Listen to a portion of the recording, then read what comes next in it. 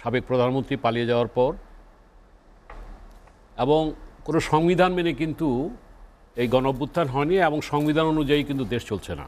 সংবিধানের 7 অনুচ্ছেদে আছে, সেটা ভালো করে জানে। সেই পিলখানায় আমরা কি দেখেছি যে আমাদের ইতিহাসে বেদনাবিধুর একটি ইতিহাস, যেখানে 57 জন অফিসারকে হত্যা করা হয়েছে। বাকি ওনাদের মতো যারা আমি বলবো গাজী, সৌভাগ্যবান, তারা প্রায় 50 জনের মতো পরিবার তারা বেঁচে আসছেন।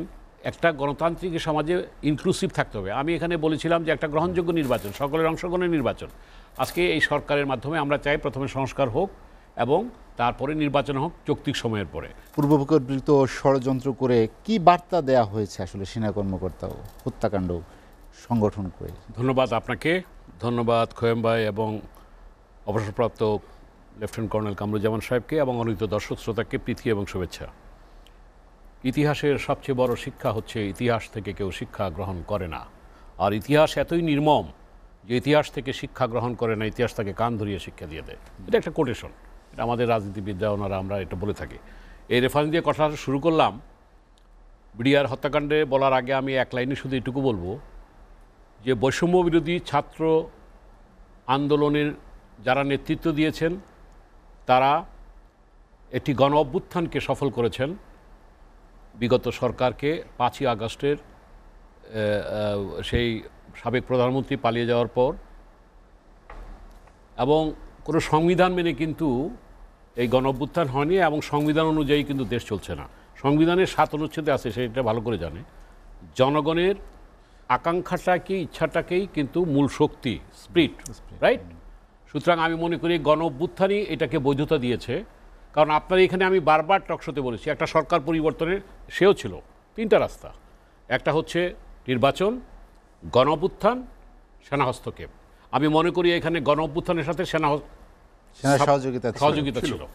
তাহলে আমি এটা দিয়ে শুরু করলাম। আমি ডিএর প্রসঙ্গে আসতেছি, আমি জাস্ট এখানে এটা করতে চাই যে আজকে খুব সুন্দর বক্তব্য রাখছে আমাদের জামান ভাই এবং আমাদের খোয়াম ভাই যে বক্তব্যটা রাখছে যে স্পষ্ট করা দরকার কিংবা সেদিনকার কী ঘটেছিল।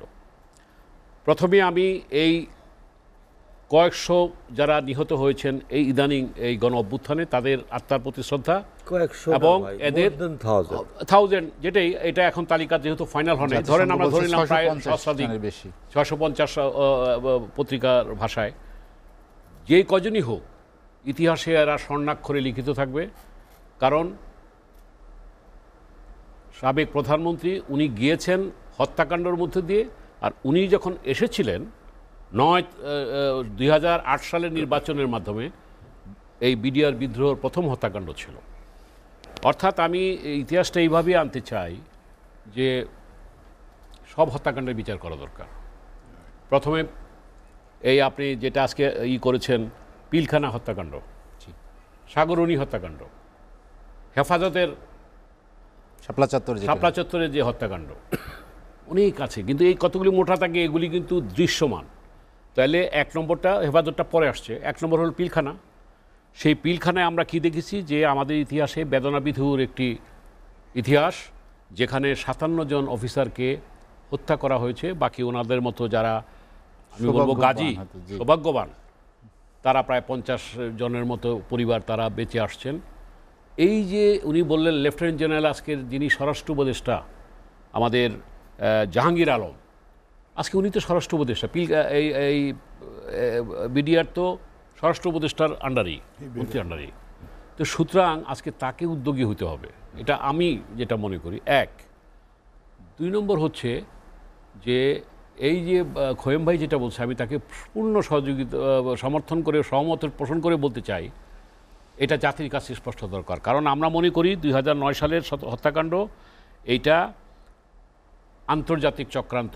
বিশেষ করে আমি ওনারা একটু ভদ্রভাবে বলেছেন, আমি আমার অনুভূতিটা আমি আগেও ডাইরেক্টলি ইনডাইরেক্টলি করেছি, তখন এটা কথিত আছে আমাদের পার্শ্ববর্তী রাষ্ট্র ভারতের সহযোগিতায়, তাদের লোকজনের সহযোগিতায় এটা হয়েছে এবং তাদের মাইক্রোবাস ঢুকে লোকজন ঢুকেছিল, যেটা উনিও শুনেছেন, উনিও বলেছেন, আমাদের খোয়েম ভাই বলেছেন, আমিও শুনেছি।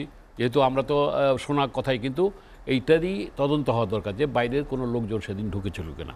আরও শুনেছি যে তদানীন্তন যে যারা ছিল আজমের কথা, নানকের কথা, এরা এরা জড়িত ছিল। সত্য মিথ্যা আমরা জানি না। আজকে এটা কিন্তু মির্জা আজম, এই জিনিসগুলি একটা যেটা সে তার কথায় যে একটা কথাই আছে, স্পষ্ট হওয়া দরকার জাতির কাছে। কারণ এই দেখেন, আপনার এখানে কিন্তু বলছি যে আওয়ামী লীগের নেতারা ছিলেন যে Sheikh Hasina is not the last prime minister of Bangladesh. উনি কে স্বচ্ছতা, জবাবদিহিতা এবং একটি সত্যিকারভাবে একটা গণতান্ত্রিক ব্যবস্থায় উনি আনবেন, এই প্রত্যাশাটাই ছিল আমাদের। কিন্তু উনি কি করলেন, তার অহংকার, তার স্বৈরাচারী মনোভাব কত মানুষের জীবনকে বিনষ্ট করে দিয়েছে। এই তরুণ ছাত্রদের যে আকাঙ্ক্ষা ছিল, আজকে তারা যে কাজটি করেছে, এই যে সে একটা বিরাট দলের, বিএনপি তো আজকে আওয়ামী লীগের বিকল্প তো বিএনপি, এটা সত্যি কথা। বিএনপি একটা বিরাট দল, কিছু হলেই, কোনো ঘটনা ঘটলেই জামাত শিবিরের তকমা দেওয়া হয়তো। আমি এখানে এটার ব্যাপারে অনেক প্রতিবাদ করেছি, আপনি সেটা সাক্ষী। তো আমার কথা সেটা না, কথা হলো কি যে একটা গণতান্ত্রিক সমাজে ইনক্লুসিভ থাকতে হবে। আমি এখানে বলেছিলাম যে একটা গ্রহণযোগ্য নির্বাচন, সকলের অংশগ্রহণের নির্বাচন। আজকে এই সরকারের মাধ্যমে আমরা চাই প্রথমে সংস্কার হোক এবং তারপরে নির্বাচন হোক যৌক্তিক সময়ের পরে।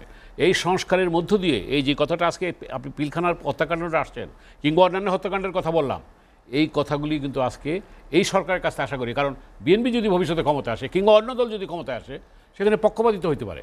আমরা বিশ্বাস করতে পারি বলবে যেটা রাজনৈতিক, আমরা বিশ্বাস করতে চাই সরকারকে। ডাক্তার ইউনূসের নেতৃত্বে যে সরকার এখন আছে, তারা নিশ্চয়ই একটা যৌক্তিক সময়ের মধ্যে যে সংস্কার, যেটা বলেছে নির্বাচন কমিশনের সংস্কার দরকার, নির্বাচনী ব্যবস্থায়, অর্থনীতি খাতে সংস্কার করা দরকার, আইন শৃঙ্খলার বা ইয়েতে সংস্কার করা দরকার, বিচার বিভাগে সংস্কার করা দরকার, সেটা তো হবেই। উনি 5টা খাতে এটা অ্যাড্রেস করেছেন অলরেডি। আমরা এটাকে দলমত নির্বিশেষে, বিএনপির মুখপাত্র হিসেবে মির্জা ফখরুল ইসলাম আলমগীরও এটা বলেছেন, আমরাও বলতে চাই আমাদের পক্ষ থেকে, আমরা এটাকে একটা জাতির সামনে একটা ক্লিয়ার হওয়া দরকার। নির্বাচন তো অবশ্যই হবে, দেশ তো আলটিমেটলি রাজনীতিবিদরাই চালাবে। তবে এটাও ঠিক, আমরা কিন্তু যে ফ্যাসিবাদের চেহারা দেখেছি, যে এটা দেখেছি, এইভাবে বিএনপি হোক আর অন্য দল, তারা এসে যাতে ফ্যাসিবাদের চরিত্র রূপ না নিতে পারে, অর্থাৎ এই সিস্টেমটাকে ভাঙতে হবে। এই রিফর্মটা অবশ্যই দরকার। আমি শেষ করবো এই বলে যে এই আজকে যে বিডিআরের যে এবং হেফাজত, বিডিআর এবং হেফাজত এবং সাগরণী, এই 3টা কেস কিন্তু খুব আলোচিত। এই জায়গাটায় অবশ্যই আমার মনে হয় আজকের যে বিশেষ করে স্বরাষ্ট্র উপদেষ্টা লেফটেন্যান্ট জেনারেল জাহাঙ্গীর আলম, উনি যেহেতু তখন ওনার তত্ত্বাবধানে তো একটা হয়েছে, যেটা তদন্ত হয়েছে, উনি ভালো বলতে পারবে। সুতরাং ওনার উদ্যোগে এটা হোক, এটা আমি আশাবাদী।